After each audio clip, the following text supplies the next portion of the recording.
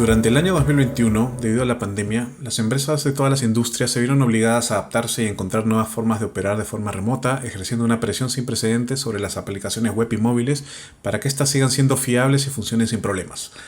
La necesidad de aplicaciones de la más alta calidad puso las pruebas de software en el centro de atención.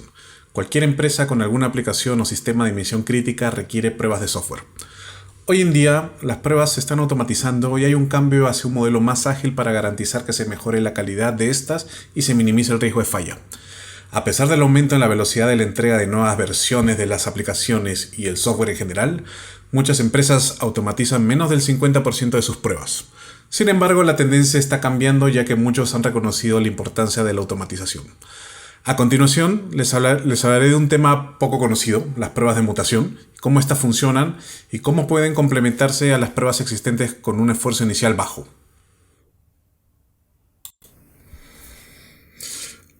Hola a todos, mi nombre es Marco Carranza y soy un emprendedor tecnológico y cofundador técnico de Tinker Solutions.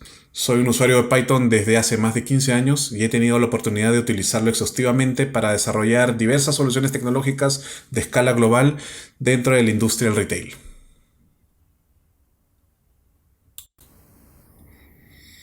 El día de hoy les hablaré sobre diversos temas. Primero partiremos viendo qué cosa es una prueba de mutación, en qué consiste.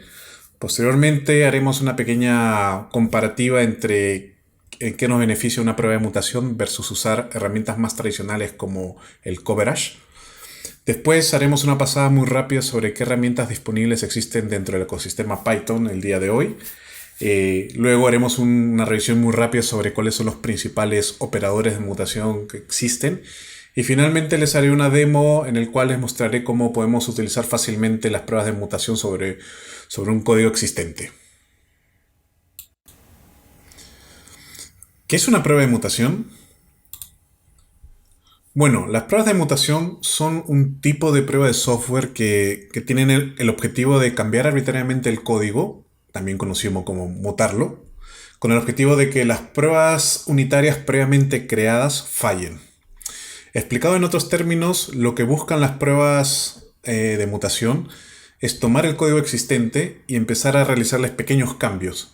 Cambiar algún operador, cambiar algún método, quitar decoradores y empezar a hacer pequeños cambios que normalmente sucederían cuando a lo largo del tiempo nosotros vamos o nuestro equipo va modificando el código. Y la idea es adelantarnos a esos cambios y tratar de detectar ciertos errores. Muchas veces las pruebas unitarias están diseñadas de tal manera que cubren solo un caso muy puntual, pero a veces fallan en detectar algunos casos muy bordes que son que no son tan comunes y que suelen salir a la luz al momento de que otra persona o mucho tiempo después se modifica el código, ¿no? Generando errores en los entornos de producción, ¿no? Además de esto se busca, mediante las pruebas, buscar errores en lugares que normalmente uno al realizar las pruebas unitarias no pensaría en esos escenarios, ¿no? Entonces, de esa forma, las pruebas de mutación buscan, de cierta manera, automatizar todo ese proceso tedioso y ayudarnos a encontrar ciertos casos bordes, ¿no? ¿Cuál es la relación entre las pruebas de mutación y el coverage, o también conocido como la cobertura de código? Como les mencioné hace un momento, las pruebas de mutación buscan y permiten detectar casos bordes en el código, ya que estas van cambiando nuestro código fuente una línea a la vez y van probando distintos casos. Por ejemplo, algunos casos son tan sencillos como cambiar el signo de mayor por mayor igual durante la ejecución de la prueba unitaria. Y estos pequeños cambios pueden generar mutaciones. ¿Qué son las mutaciones? Las mutaciones son variantes de nuestro código que ante un pequeño cambio en alguno de los operadores no llega a ser detectado por una prueba unitaria existente, ¿no? Por ejemplo, ¿cómo se relaciona todo esto con las pruebas de coberturas? Porque podemos tener casos bordes que no los estamos validando adecuadamente en nuestro código, pero al mismo tiempo las pruebas unitarias me están indicando que esa porción de código o que ese módulo de Python tiene una cobertura del 100%. Pero al momento de ejecutar las pruebas de mutación podemos detectar ciertos errores que aparentemente son imperceptibles, ¿no? Pero ¿qué cosa es la cobertura de código? Básicamente es una métrica muy sencilla que nos indica cuál es el porcentaje de líneas de código que están siendo ejecutadas al momento de correr toda nuestra suite de pruebas, ¿no? Es una métrica bastante simple. Sin embargo, una cobertura alta de código, dígase mayor de un 90%, no te asegura de que no existan casos bordes de tu código o que vayan a existir algunos errores que no han sido detectados, ¿no? Por eso es una métrica que, si bien es muy utilizada en la industria y es muy útil, hay que tener cuidado y tener el criterio para saber que no es que no es infalible. Veamos un ejemplo. Acá a continuación pueden ver una función muy sencilla que lo único que hace es se le pasa un número y te valida si es que el número es mayor de 10 o no. Si es que es mayor de 10 te devuelve verdadero, de lo contrario te devuelve falso, ¿no? Y tenemos una prueba unitaria que prueba dos casos. El caso 1, el primer caso se le pasa el número 11. Obviamente la prueba pasa porque dice que sí es verdadero. Y la segunda prueba, el segundo assert, se le pasa un número menor de 10 y también pasa, obviamente. Y este es un ejemplo típico en el cual tenemos una cobertura de 100% del código. Sin embargo, es obvio que este código tiene varios errores. Por ejemplo, no se han validado los tipos de datos. Y si es que yo creo una tercera prueba y le paso un texto en vez de un número, la prueba va a fallar, ¿no? Entonces, con esto queda demostrado de que un código que tiene una cobertura del 100% no te asegura de que no hayan errores o casos bordes, ¿no?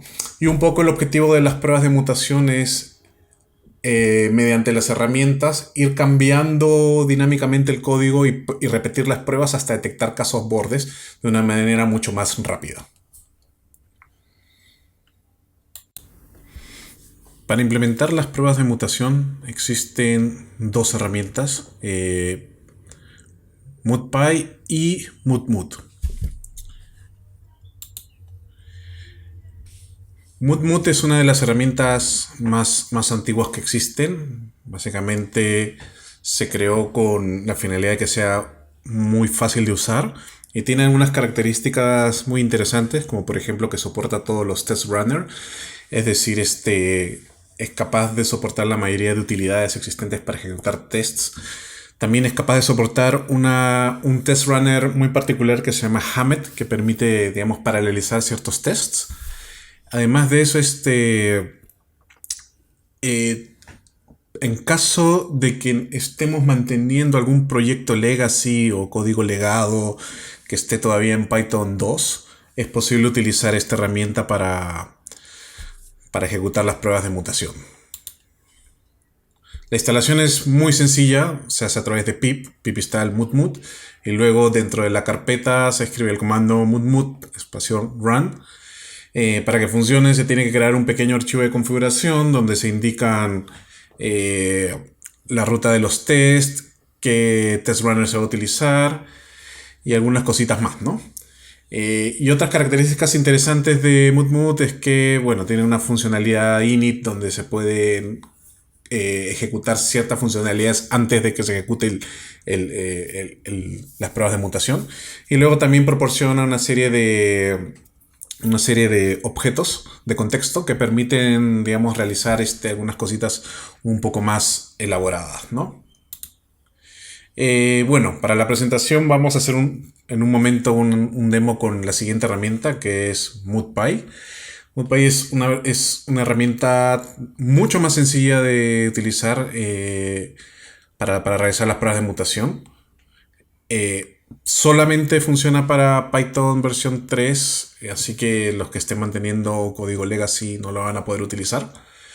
Soporta solamente unit test y PyTest, es un poquito más limitado que MutMut, pero tiene algunas otras cosas muy interesantes, como que puede generar un reporte en formato YAML, o también puede generar un reporte en HTML bastante detallado donde uno puede visualmente navegar y ir viendo todos los tests que han fallado y las mutaciones de código que se han ido generando, ¿no? Además de eso, funciona de una manera un poquito distinta. Funciona a nivel del AST, que es el Abstract Syntax Tree, que es una característica muy poderosa de Python, que básicamente hace que se puedan escribir programas que inspeccionen y modifiquen el código de Python justo después de que se haya analizado la sintaxis, pero antes de que se compile el bytecode, ¿no? Bueno, esta característica típica de Python permite abrir todo un mundo de posibilidades para la introspección y las pruebas de código, ¿no? Ahí les dejo un enlace muy interesante donde explican a profundidad lo que hace el AST y todas las características. La instalación de MutPy es muy sencillo, también se hace con pip install MutPy. Y acá podemos ver un ejemplo muy chiquito de código para entender cómo funciona MutPy. Tenemos una función que multiplica dos números en el lado izquierdo. Y luego tenemos un test que está en un archivo llamado test_calculator.py, donde básicamente se ejecuta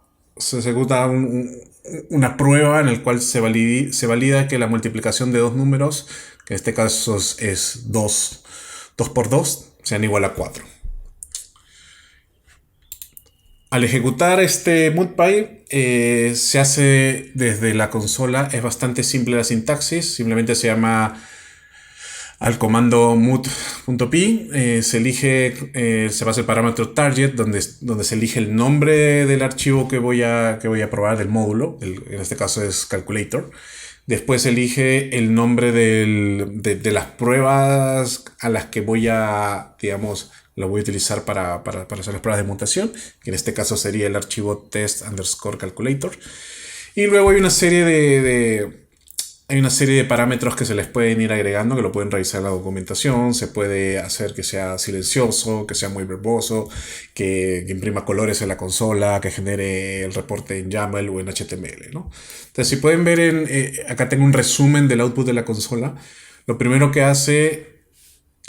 se hace es, se ejecutan los tests. Luego de que los tests normales pasaron, se empiezan a ejecutar las pruebas de mutación. Si recuerdan, en el código anterior, la multiplicación tomaba los dos parámetros y la multiplicaba básicamente. Lo primero que hace la primera prueba de mutación, aplica el operador AOR, y lo que hace es reemplaza el operador y cambia la multiplicación por una división, ¿no? Después de eso, el resultado es que el test falla, por lo tanto esta mutación de código es destruida y por lo tanto la prueba es adecuada. En el segundo caso se hace lo mismo, se hace una división por módulo y nuevamente tenemos el mismo efecto. El test falla, por lo tanto la mutación se destruye y por lo tanto se considera que el test es adecuado. Sin embargo, en el tercer caso, lo que hacemos es, en vez de multiplicar, un número se eleva a la potencia del otro. Y en ese caso, la prueba unitaria pasa. Y acá, bueno, la prueba de mutación nos indica que la mutación sobrevivió. Por lo tanto, este es lo que se considera un código mutante, una mutación. Y en este caso, nos genera una alerta que nos dice, oye, revisa esa prueba unitaria porque ante cualquier cambio de tu código original, tu prueba unitaria puede seguir pasando y eso puede inducir a futuros errores que van a estar ocultos, ¿no? Y al final nos genera un pequeño resumen en el cual te muestran que se generaron varias mutaciones, algunas fueron destruidas, pero de todo el testing que se hizo de mutación, un elemento sobrevivió y ese es el que nosotros tendremos que posteriormente revisar para refactorizar y mejorar nuestro código.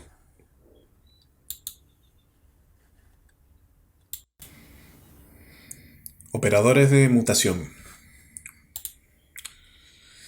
Bueno, los operadores de mutación son aquellas funcionalidades que se encargan de realizar todos los cambios sobre nuestro código fuente para empezar a generar estas variantes del código que nosotros llamamos código mutante, ¿no?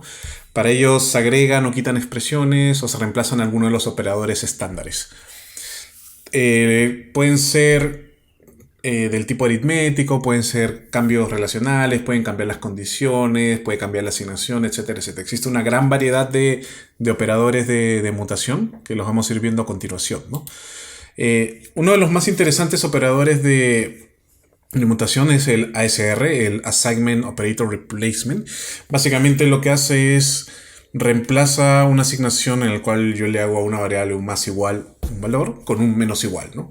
Y si podemos ver en el pequeño ejemplo que estamos iterando a través de una lista de valores, el código original se van sumando los ítems, pero acá hacemos todo lo contrario, ¿no? Vamos restando para ver, para ver qué es lo que sucede, ¿no?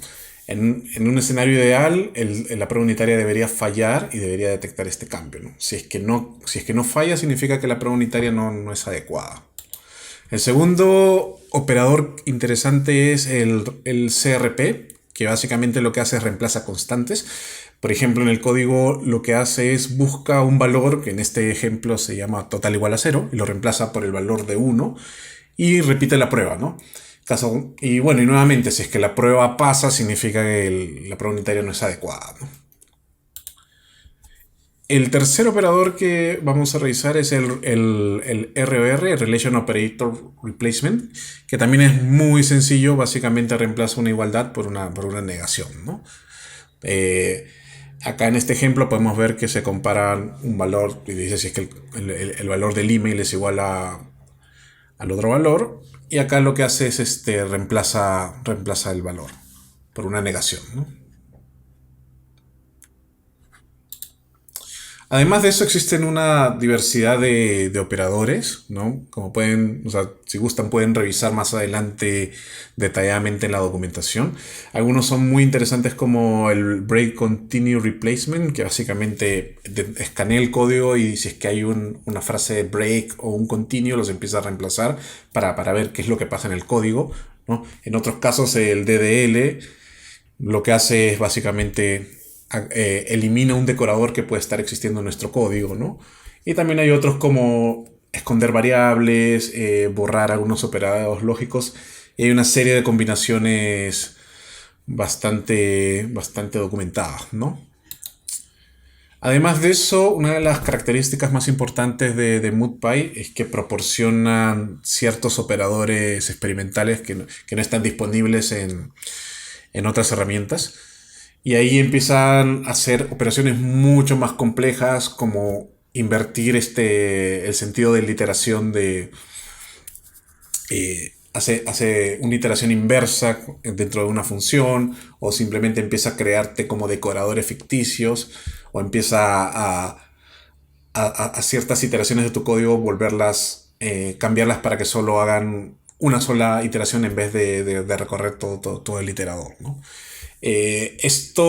Por defecto, estos operadores experimentales no se activan en MoodPy, pero agregando un flag al momento de ejecutarlo, automáticamente se empiezan a ejecutar, y obviamente las pruebas se extienden, ¿no? Una prueba de mutación que normalmente toma 5 segundos puede extenderse a un minuto por la cantidad de operadores que se tratan de forzar y por cómo se va manipulando en tiempo de ejecución todo el código fuente.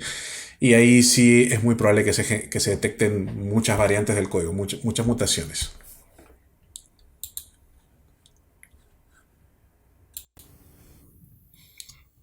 Bueno, ahora veamos un ejemplo un poco más elaborado. A continuación tenemos una clase que representa una, un directorio, un directorio de contactos, el cual es bastante sencillo. Tiene algunos métodos donde puede leer y escribir datos vía pickles. Tiene algunos métodos para agregar, obtener contactos y eliminarlos. Es una lógica bastante sencilla. Tiene algunas validaciones que están incompletas, como podemos ver acá. Y tiene algunas funcionalidades adicionales, como una pequeña búsqueda por texto, ¿no? Como parte del ejemplo, primero tenemos dos pruebas. La segunda prueba unitaria está comentada, así que solo vamos a ejecutar en la primera pasada una prueba en la que se eliminan todos los contactos. Lo que hace la prueba es primero genera la instancia, lee la data que tenga en el disco, después agrega los contactos de una persona, y finalmente genera las validaciones, y finalmente se ejecuta el test en el cual se eliminan todos los contactos, ¿no? Vamos a ver cómo va. Entonces, para ejecutar los tres estoy utilizando el unit test, así que lo ejecuto. Y básicamente se ejecuta muy rápido y me dice que el test pasó. Aparentemente todo está bien. Pero ahora lo que voy a hacer es, sin tocar el código, voy a ejecutar una prueba de mutación y voy a ver cuál es el resultado, ¿no? Acá, como un pequeño resumen, este es el comando, el mut.py. Voy a probar el módulo contact.py y voy a usar como runtime unit test. El nombre del archivo se llama test.py. Y voy a ejecutar las mutaciones estándares y voy a generar un reporte HTML que lo vamos a ver al final del demo, ¿no? Lo ejecuto y toma unos cuantos segundos. Empieza a correr los tests y empieza a modificar el código, ¿no? Empiezo a modificar el código y hacer algunos cambios. Y me dice que de las mutaciones, de las 3 mutaciones que generó, las 3 sobrevivieron. Quiere decir que existen al menos 3 casos que no están bien validados por alguna de nuestras pruebas unitarias y por lo tanto requieren de nuestra atención, ¿no? Si recuerdan, les mencioné al inicio que existen algunos operadores experimentales. La forma de activarlo es utilizar la misma sintaxis y solamente se le agrega el flag E. Y esto lo que va a hacer es va a empezar a utilizar todas las combinaciones que tienen y va a hacer unas pruebas de mutación mucho más agresivas y mucho más extensas. Y va a empezar a hacer combinaciones muy extrañas, por lo que no es recomendado para tal vez para el uso en software en producción, porque es demasiado extenso, puede demorarse casi un minuto en generarlo. Sin embargo, es interesante ver cómo el modelo empieza a modificar los métodos, empieza a agregar métodos estáticos, empieza a cambiar muchísimo el código y al final vale la pena revisar un poquito la documentación y ver qué alternativas tienen, ¿no? Bueno, este proceso va a demorar cerca de 30 segundos. Y al final me va a generar un reporte en HTML donde vamos a poder ver el resumen. Ahí terminó. Me generaron cerca de 30 mutaciones, lo cual es bastante. Veamos el reporte final en HTML. Como podemos ver, se generaron muchísimos problemas. Obviamente, dado que estos operadores son experimentales, a veces algunos cambios en el código no tienen mucha lógica, por lo que hay que tener cuidado. Pero podemos ver de que como que nuestras pruebas unitarias no son demasiado robustas por la cantidad de mutaciones que se han generado, ¿no? Y bueno, podemos entrar en cada uno y en cada caso me va mostrando los errores. Cuando una mutación es destruida es porque alguna prueba unitaria la detectó y contuvo el problema. Pero en otros casos, cuando sobreviven, nos muestra el código completo que generó el problema para que después yo con calma pueda debuguearlo.